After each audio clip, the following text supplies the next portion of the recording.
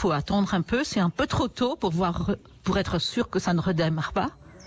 Je pense qu'il faut attendre jusqu'au 22 juin, en fait. Il faut attendre jusqu'au 22 juin. Alors, on sait que Emmanuel Macron doit prendre la parole dimanche soir. Aujourd'hui, la une de l'actualité, c'est ce Conseil de défense à l'Élysée avec une question.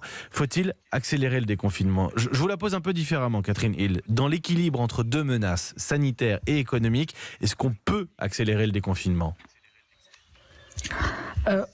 On pourrait accélérer le déconfinement si on se mettait à tester très largement la population pour trouver les porteurs du virus qui circulent en ce moment dans le pays. Or, c'est pas ce qu'on fait. On n'utilise même pas la capacité de test qui est disponible. On utilise à peu près moins de la moitié. On a dit qu'on pouvait faire 700 000 tests par semaine. On en fait moins de 350 000. Donc, il faut trouver les porteurs de virus qui sont en train de contaminer leurs voisins, les gens qu'ils rencontrent. Et plus on se déconfine, plus on a de chances de tomber sur les porteurs de virus.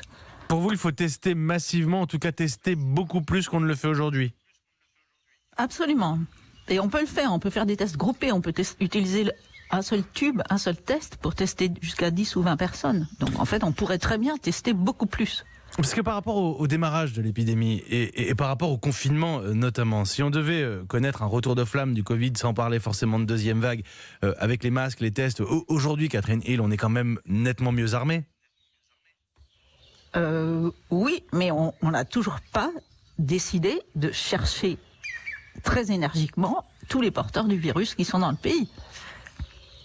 C'est un choix politique, c'est ce que vous dites. J'essaie de comprendre entre les lignes, Catherine Hill. La politique de test aujourd'hui, on annonce 700 000, on en fait moins de 350 000. C'est qu'aujourd'hui, on n'a pas mis le turbo, pour parler un peu simplement, sur cette politique de test. Mais oui, exactement. À Wuhan, ils étaient en train de retester toute la population.